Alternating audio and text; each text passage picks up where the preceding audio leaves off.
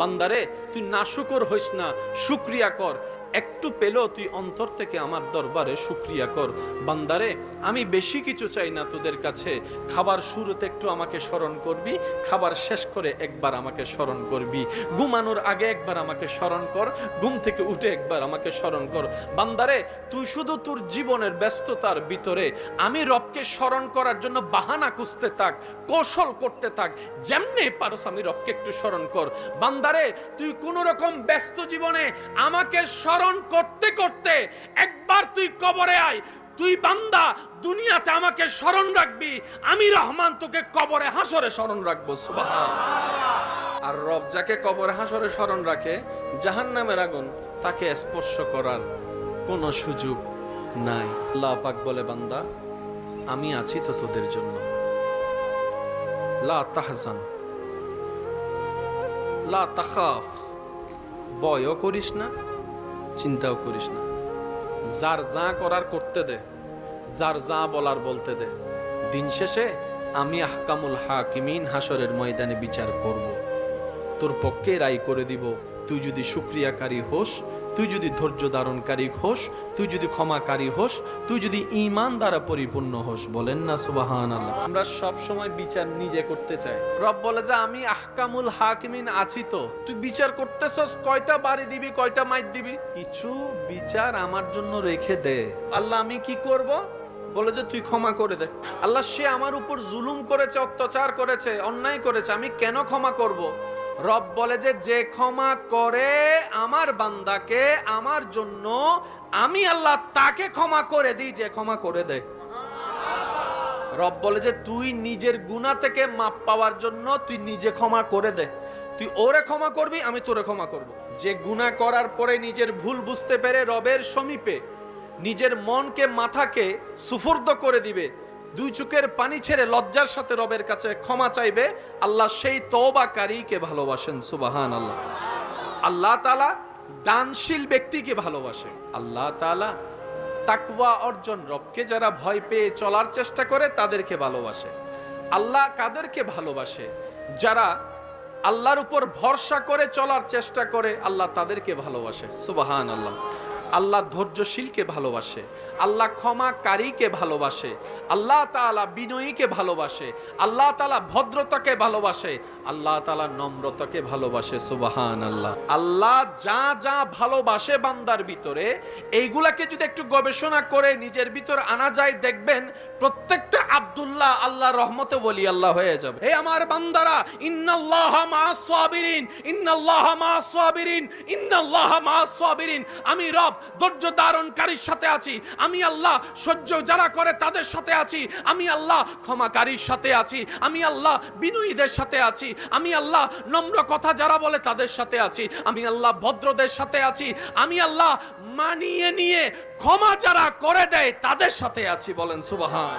আর সেই আল্লাহর দেওয়ার নিয়ম হচ্ছে তুমি অন্যকে দাও, আমি তোমাকে দিব। মুসা আলাইহিস সালামের সময় একজন আল্লাহর বান্দা মুসা নবীকে এসে বললেন, ইয়া নবী আল্লাহ, আমার জীবনটা অনেক কষ্টে যাচ্ছে, সকালে আনলে রাতে থাকে না, আমার রিজিকে এত কম বরকত কেন আমি বুঝি না, তা আমি বেশি দিন বাঁচতেও চাই না। আল্লাহকে একটু বলেন, আপনি তো আল্লাহর সাথে কথা বলেন, আল্লাহ অনুমতি দিয়েছে, আমার পক্ষ হয়ে আল্লাহকে বলবেন আমার জীবনে যত রিজিক আছে সবগুলো যেন একসাথে দিয়ে দেয়। মুসা নবী ওনার কথা মোতাবেক আল্লাহর কাছে গিয়ে বললেন, আল্লাহ তোমার একজন বান্দা তো এরকম একটা দোয়া ফরিয়াদ করছে, আবদার করছে যে তার জীবনে যা রিজিক তুমি বরাদ্দ রাখছো 20, 30, 50, 60 বছর, 100 বছর সব একসাথে দিয়ে দাও, সে একসাথে খেয়েই চলে যাবে। আল্লাহ তাআলা দোয়া কবুল করেছেন। সুবহানাল্লাহ। দীর্ঘ কয়েক বছর পরে মুসা নবী সাথে ওই ব্যক্তির দেখা, যে এক সময় খাবারে খাবার পায়নি, এখন এসে দেখা যায় তার ঘর রাজপ্রাসাদের মতো। সুবহানাল্লাহ। তার ঘরে অনেকগুলা মানুষ খাবার খাচ্ছে। সুবহানাল্লাহ। যে অন্যের চাকরি করতো আজকে তার কাছে অনেক মানুষ চাকরি করছে। তো মুসা নবী দেখে আল্লাহকে জিজ্ঞেস করলেন, ইয়া রাব্বাল আলামিন, মামলা তো আমি বুঝলাম না, যার কোনো কিছুই ছিল না তাকে তুমি একসাথে সব যদি দিয়ে দাও, সে খেয়ে শেষ হয়ে যাবে, ফিনিশ। এখন দেখি যে সেও আছে, তার ঘরও আছে, সম্পত্তিও আছে, তার অট্টালিকার অভাব নাই। আল্লাহ ব্যাপার কি? এতটুক তো জানি তোমার প্রত্যেকটা কাজে বান্দার জন্য উপকার আছে, তোমার প্রত্যেকটা কাজে কোনো না কোনো হিকমত তো লুকানো আছে। সুবহানাল্লাহ। আল্লাহ আমি তো জানি তুমি সব সময় বান্দাকে কারণ খুঁজতে থাকো ক্ষমা করে দেওয়ার জন্য, তুমি কারণ খুঁজতে থাকো বান্দাকে নিয়ামত দান করার জন্য। সুবহানাল্লাহ। তো মুসা নবী যখন জানতে চাইলেন, রব্বুল আলামিন বললেন তার দোয়া মোতাবেক আমি আল্লাহ কবুল করে তাকে সে সম্পত্তি দান করেছি যা তার রিজিকে ছিল। কিন্তু এমন কেন হয়েছে জানো? আমি আল্লাহ তাকে যখন সমস্ত রিজিক দান করে দিলাম 10 ভাগ, আমার বান্দা কি করেছে জানো? ওই রিজিক পাওয়ার পরে 2 ভাগ নিজের জন্য রেখে 8 ভাগ আমার নামে আমার বান্দাদের জন্য দিয়ে দিছে। আর আমি রবের ওয়াদা কি যে আমার জন্য দিবে, আমি তার জন্য আরো বেশি দিব। এবার সে আমার জন্য আমার দেওয়া রিজিক থেকে 1 বস্তা যখন রিজিক চাউল যখন আমার অভাবী বান্দাকে দিয়েছে, তা আমি আল্লাহ তো ওয়াদা ভঙ্গ করতে পারি না। সে যখন আমার বান্দাকে 1 বস্তা দিয়েছে, আমি তাকে 2 বস্তা রিটার্ন করে দিলাম। সুবহানাল্লাহ। সে 2 বস্তা পেয়ে যখন আবার 1 বস্তা দান করেছে, আমি আল্লাহ আবার 2 বস্তা দান করলাম। সে যখন 2 বস্তা দিয়েছে, আমি 4 বস্তা দেওয়া শুরু করলাম। সে 4 দিয়েছে, আমি 8 দিয়েছি। সে দিতেই আছে, আমিও দিতে আছি। সে দিতেই আছে, আমিও দিতে আছি। সে দিতেই আছে, আমিও দিতে আছি। লা ইন শাকারতুম লা আযীদান্নাকুম। সুবহানাল্লাহ। তো সেজন্য মনে রাখবেন আল্লাহ দিতে প্রস্তুত।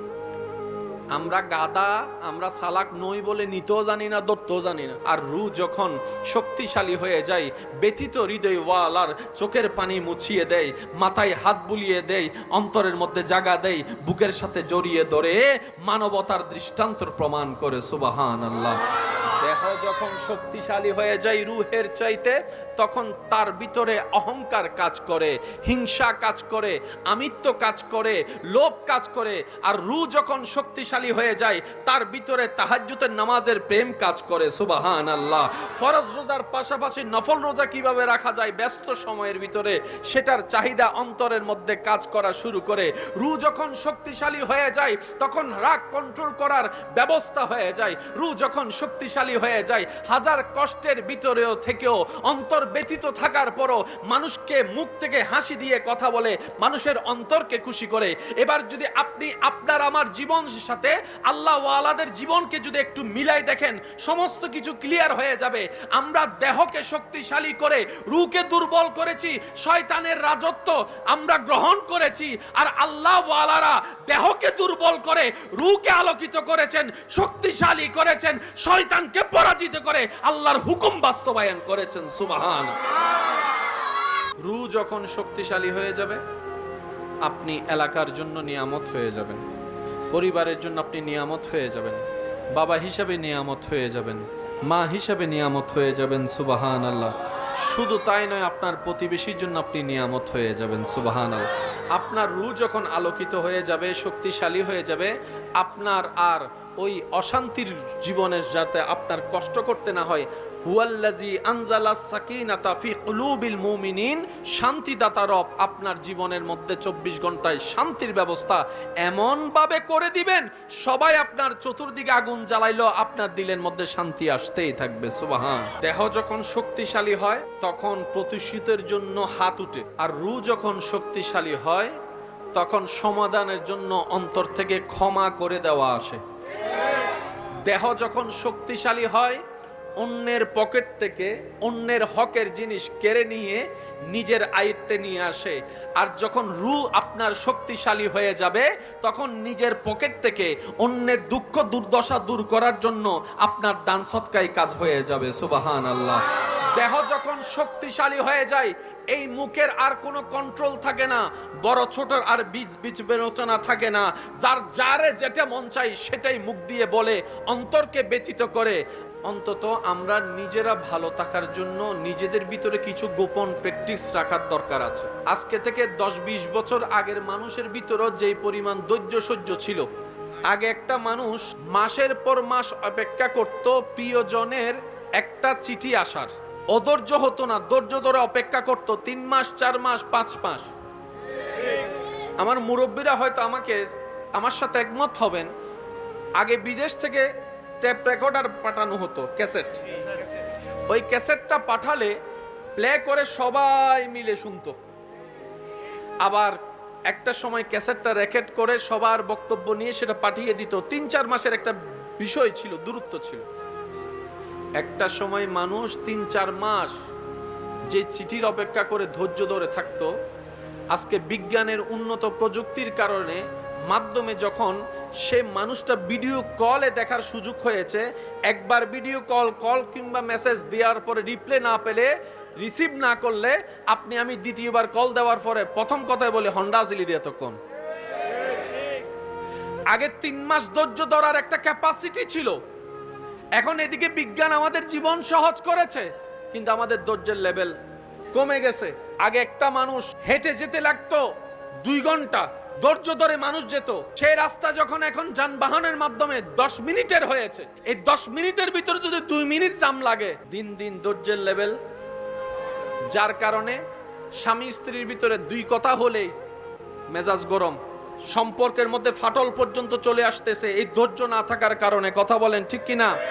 বাপ চাচার ভিতরে কথা হচ্ছে, ভাই ভাই এ কথা বলছে, হয়তো একটু দূরত্ব, মনোমালিন্য, ভুল বুঝাবুঝি হয়েছে, বাপ চাচার কথার ভিতরে মাঝখানে ছেলেরা পর্যন্ত কথা বলে বেয়াদবি করে ফেলতেছে, এমনও আছে না নাই? কথা বলেন।